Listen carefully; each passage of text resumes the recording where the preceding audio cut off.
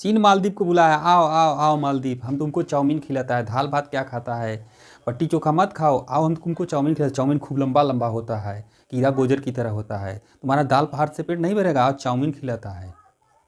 नमस्कार दोस्तों, भास्कर जी साइंस में आपका स्वागत है। आज हम बात करेंगे मालदीव के मामले पर। मालदीव का क्या मामला है, जैसा कि अब आपको बता रहे हैं कि देखिए नक्शे में आप देख रहे हैं कि केरल के जस्ट बगल में आपका ये लक्षद्वीप है। लक्षद्वीप के और उत्तर बढ़ेंगे तो ये 1200 छोटे छोटे आइलैंडों का बना हुआ यह मालदीव है। मालदीव एक अलग ही राज्य है, अलग ही देश है। इसको भारत ने सदैव से ही बहुत ही सहयोग किया है, लेकिन इसका जो नया यह राष्ट्रपति बना मोहम्मद मुज्जयू, इसने क्या किया, अपने मुल्क में चुनाव जीतने के लिए यह चीन के सह पर, चीन से उधर से खर्चा लिया था, चीन से खूब पैसा लिया था अपने चुनाव में खर्च करने के लिए।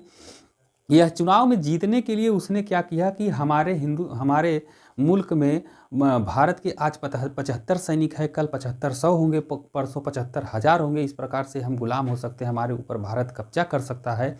इस नाते हमको इनको यहाँ से निकालना होगा। अपने देशवासियों को खूब उस्काया, यह अपने देशवासियों को उस्काया, इसको चाइना ने उस्काया।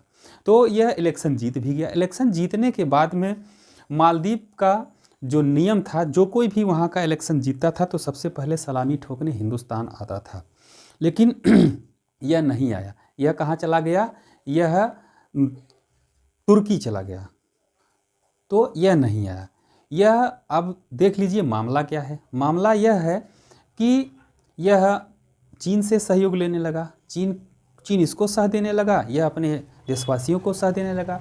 इस प्रकार से यह चिल्लाने लगा कि अपने सैनिक हटाओ, अपने सैनिक हटाओ, यहाँ से जाओ। सैनिक क्या है, सिर्फ 75 हमारे सैनिक हैं। वो इसलिए सैनिक गए हैं कि जो मालदीव को हेलीकॉप्टर और मालदीव को जो यह लड़ाकू विमान, हवाई अड्डा, ये सब जो व्यवस्था, जो वेपन्स दिए गए हैं अपनी सुरक्षा के लिए, उसको चलाने के लिए, उसको ट्रेनिंग करने के लिए। तो भाई यहाँ काफ़ी विवाद हुआ कि हटाओ हटाओ, इसको हटाओ। तो मोदी जी ने कहा चल भाई, लोहे को लोहे से ही काटते हैं। तो अभी तक जो हिंदुस्तान क्या करता था, भारत क्या करता था, जो अपने यहाँ के पर्यटक थे, और पर्यटक का इसका खुद का भी प्रचार करता था कि जाइए मालदीव को घूमिए, मालदीव में अच्छे अच्छे या आपको बीज हैं, वहाँ का समुद्र तल बहुत गहरा नहीं है, वहाँ आप आसानी से रह सकते हैं, समुद्र का लुत्फ़ ले सकते हैं। तो ऐसा नहीं हुआ। अब मोदी जी क्या किए, चले गए लक्षद्वीप। लक्षद्वीप इन्होंने क्या किया था, कहा था लक्षद्वीप सन 2019 में गए थे और कहे थे कि अब हम लक्षद्वीप को आपको 1000 दिनों के अंदर यह क्या करेंगे, आपको नेटवर्किंग में 1000 गुना आपकी नेटवर्किंग बढ़ा देंगे। इसीलिए वो वहाँ गए थे। वहाँ जाने के बाद में वहाँ इन्होंने ये उसका प्रचार प्रसार किया।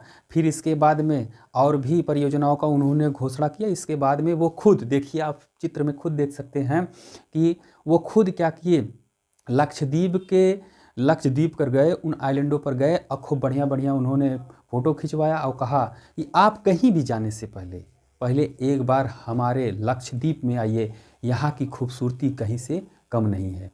अब इसको क्या हुआ, मालदीव को मर्चा लग गया। मर्चा क्या लग गया, अब ये सूखे मर्चा थोड़े चबाएगा, अब चाउमीन से कितना मर्चा खाएगा। मर्चा लग गया, ये भाग गया। ये इसके जो कुछ मंत्री थे, इन्होंने क्या किए, मोदी जी को बुरा भला कहने लगा। अब भाई तुमको क्यों थोड़े कुछ कहे, मोदी जी कुछ नहीं कहे, हमारे देश के प्रधानमंत्री कुछ नहीं कहे, वो तो अपने आइलैंड का लक्षद्वीप का प्रचार कर रहे थे। तो इस प्रचार में इतना ज़्यादा लक्षद्वीप जो है कि दुनिया का सबसे अधिक सर्च करने वाला, हाल ही में सबसे अधिक सर्च करने वाला यह स्थान भी बन गया। यह खुद ऐसे हो गया, वैसे पॉपुलर हो गया। क्यों मालदीव परेशान है, मालदीव को हर साल, मतलब पिछले जो काउंटिंग की गई थी यह पर्यटकों की, पिछले काउंटिंग में मिलियन के संख्या में खुद भारत ने क्या किया था, मालदीव पर्यटकों को भेजा था। इतनी कमाई उसकी करवाई थी और उसको सहयोग भी किया था, लेकिन वो चाउमीन खाने के चक्कर में उसको मिर्चा लग गया। वही हाल हो गई, नेकी कर दरिया में डाल। इसके साथ नेकी किया गया, ये समझ रहा है कि हमको दरिया में डूबे रहा है। तो इस प्रकार से हम ये भी बता दें कि मालदीव यह 1200 आइलैंडों से बना यह छोटा देश है, जिसकी आबादी मात्र 5 लाख है। और ऐसा भी वैज्ञानिक कह रहे हैं कि 2050 तक यह निश्चित ही पूरा आइलैंड डूब जाएगा और ख़त्म हो जाएगा। तब तुम कहाँ जाएगा? चाइना जाएगा? भारत ही न रहेगा? भारत जाएगा, भारत में भारत में जाएगा, वहाँ शरण लेगा और वहाँ शरण तुमको मिलता ही है। तो ऐसा क्यों कर रहे हो भाई कि अड़ोस पड़ोस से दुश्मनी नहीं लेना चाहिए।